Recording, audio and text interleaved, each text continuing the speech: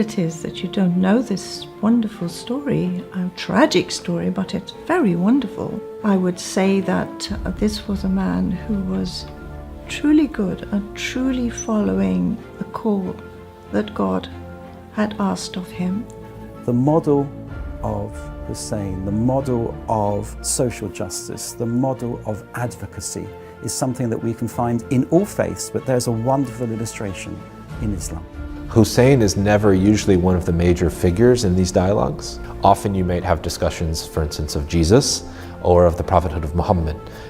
Hussein doesn't figure very often. He was somebody who I think waited quite a number of years before he would even take up leadership, and I think that's something I see in Hussein's life, that he obviously had a sense of duty. Outside of the Islamic traditions, there's very little known about him.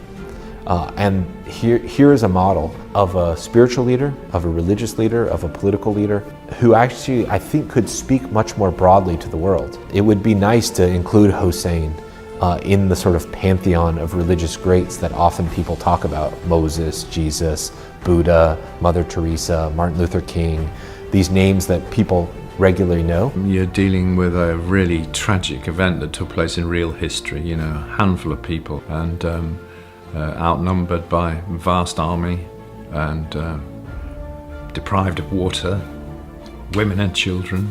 So it's a tragic, terrible story.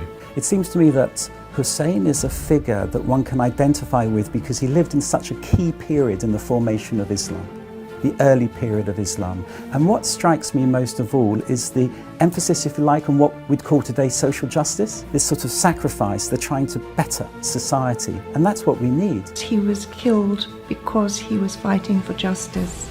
He was fighting against the injustice of the world.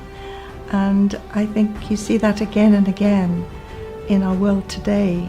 Because the story that's there about fighting against injustice, of a small group who stands up against the tyranny of the many.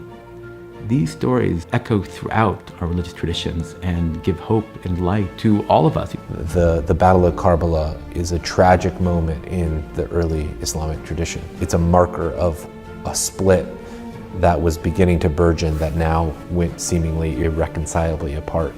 But what we can learn from our models like Hussein and the experience with Yazid is that it is possible to fight oppression. It is possible to develop what I would call a critical solidarity. And how much easier is it to develop that solidarity with partners in faith?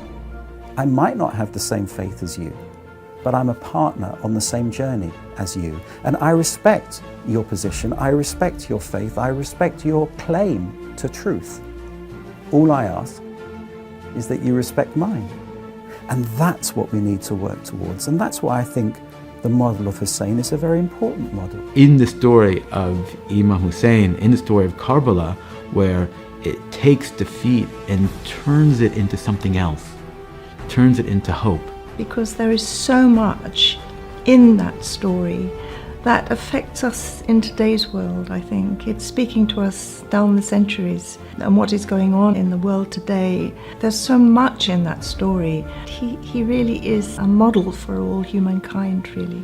Imam Hussein goes at the behest of the people. We're with you. We're 10,000 strong. We're mighty. We're there with you. And then in actuality, he is with his family and a few followers all alone. The impact of the story is that it's a historical tragedy, and any great any moment like that where people resist heroically is a powerful story that transcends its context. There's one thing that I do repeat in various ways. Kulla Yawman Ashura, Kulla Ardhan Karbala. Every day is Ashura, every place is Karbala. And what this is saying is that every place has its moments when people have been oppressed and killed for standing up for freedom. And this kind of thing happens every day. It's happening today, it happened yesterday, it'll happen tomorrow, and it will carry on happening.